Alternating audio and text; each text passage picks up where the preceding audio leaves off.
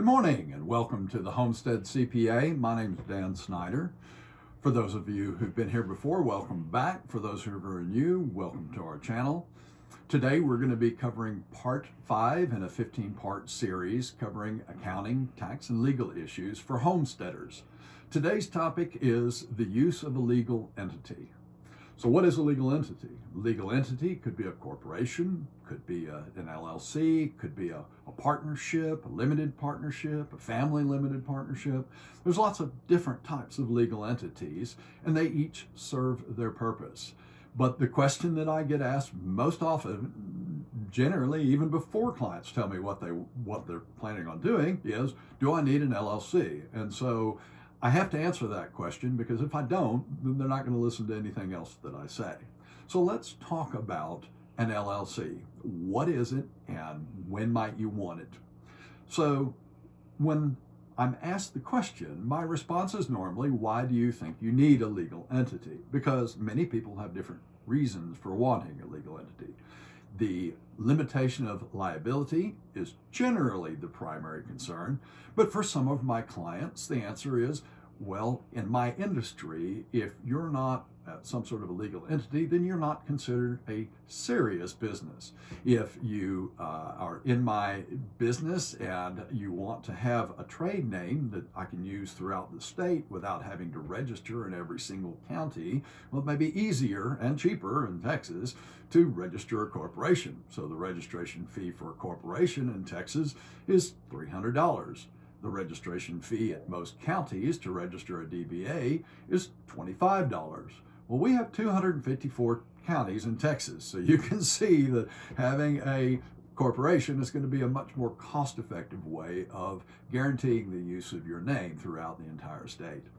So those are other reasons why people may want to own have a business or assets owned by an entity. But the primary focus is usually on legal liability.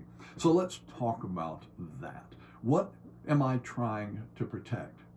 In any homestead activity, we've already talked about what you mean in the previous video by homesteading. And so you can identify your risks and see whether or not you think that a use of a legal entity can give you liability protections. So I'm going to use a real example. I had a client come in last year, and he and his brother owned some land, and they'd had a few cows on it, is all they'd done. It's just family land.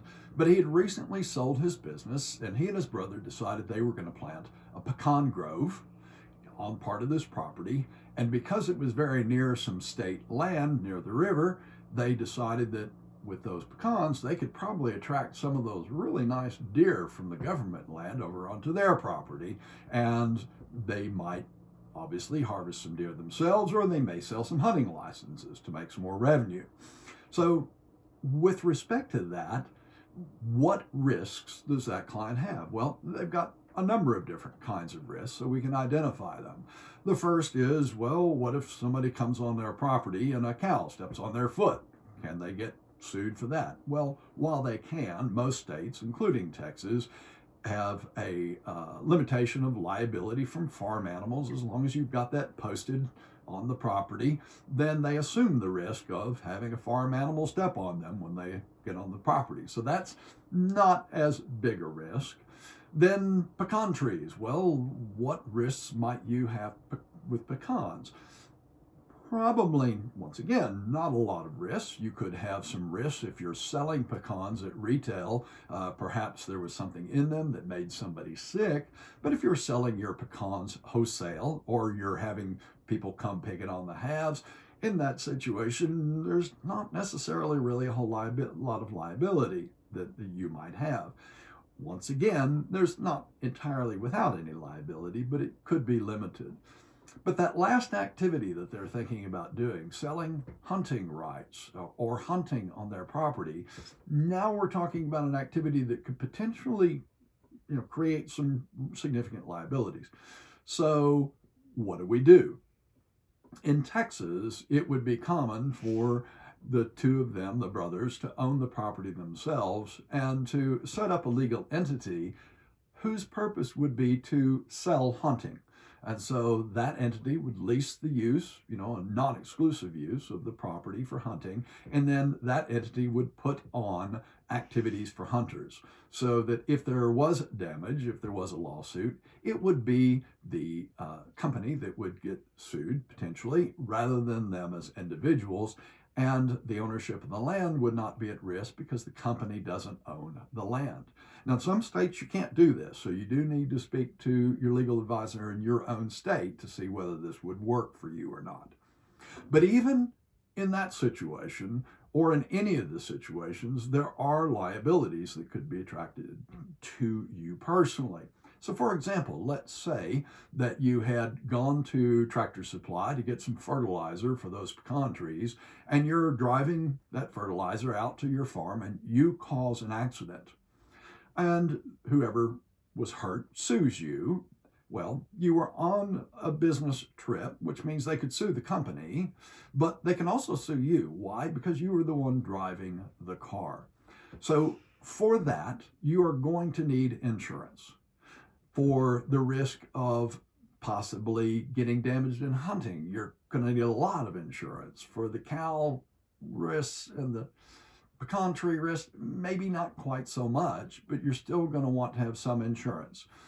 Even if you are not liable, it's important to have insurance. And if you take away nothing from today, and I'm not an insurance salesman, I don't get any sort of kickback from insurance, but what I'm going to tell you is it can cost you $20,000, $30,000, $40,000 just to show you're innocent in legal fees. So the importance of the insurance, while part of it is with respect to the actual liability, the major reason you want insurance is to cover legal fees, because once you're in business, you're now open season, if you will, for trying to collect money from you. So having insurance is important with respect to any legal liability. So legal liability is some risks you can avoid, some risks you can't. Now, what do you have to do to make sure that you get that liability protection that you want? Well, you've got to make sure that you treat that corporation as a corporation, because if you don't, that means the court may not if there's ever a lawsuit. So for example, Exxon has its own bank account. Your company needs its own bank account. Exxon has its own insurance. Your company needs its own insurance. Now, what else does your company need besides that? Well, it depends on what your company is going to be doing and how you're going to be doing it. This goes back to the previous video on what is it you're doing. Got to identify that, and then your insurance advisors and your accountants and your lawyers can advise you on the best way to structure it, given your particular set of facts and circumstances. The next thing that most people raise is taxes. Well, I want a company so I can get a bunch of tax benefits, in which case we then get to have another conversation. An LLC, and we're really focusing on that today, can be taxed I should actually start by saying an LLC is a type of legal entity. It is not a tax status. An LLC can be taxed in one of four different ways.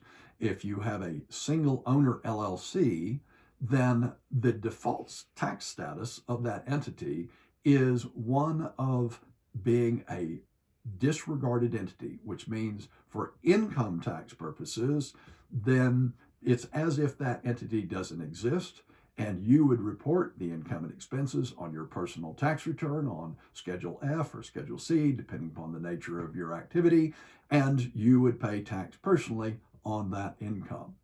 The exception to that particular issue being treated as disregarded is if you have any payroll. In that situation, then the LLC is actually considered the employer for that purpose. But as a general rule, single owner entity, single owner, disregarded entity. Now let's say you and your wife own the entity, and now you have two owners. Well, the default status for a two-owner LLC is a partnership. There's an exception to that default status, and that is if you're a married couple that own it, and you can elect to treat it as a disregarded entity, or you can choose to let it continue to be a partnership. Why is that an issue? Why is it important? Well, if it's a partnership, that means that the entity has to file a federal income tax return every year. The income isn't taxed to the entity. The income still is taxed to you as the individual partners in the partnership, but the entity itself has a tax filing requirement. Next, the LLC could make an election to be taxed as a corporation, regular, what we call a C corporation. And in that situation, it would file its own tax return and it would pay its own taxes. Now, why would I do that? Most persons in the United States aren't going to do that unless you are intending to sell that company. If you have a startup company or some other type of company that you think, hey, I can build this up and there's a lot of people that would like to buy my business, then there's some tax reasons why you might want to consider using Subchapter C status rather than having a disregarded entity. The last type of tax status is that as what's known as a Subchapter S corporation. The entity makes an election, the LLC makes an election to be taxed as a Subchapter S corporation. So what is that? That's another type of flow-through entity, similar to disregarded in partnerships, but there's some significant differences. And for most people, that is the type of entity that they're talking about when they're referring to tax benefits. So what are the tax benefits? The main tax benefit for using a Subchapter S corporation that still remains today is that of minimizing your Social Security or self-employment taxes. Self-employment tax is just the self-employed person's version of Social Security. And we're going to talk about this much more, in fact, in the next video, which is going to be discussing Subchapter S corporations in more detail to allow you to make the decision whether or not a Subchapter S corporation is right for you, but more importantly, when it's right for you. And so with that in mind, I just want to remind everybody that the choices that you make are necessary in order to make sure that you have the best planning that you can. Remember, the more you plan, the better result you're likely to have. And so with that, I'd like to say thank you for joining us today. And remember, even Jesus paid taxes.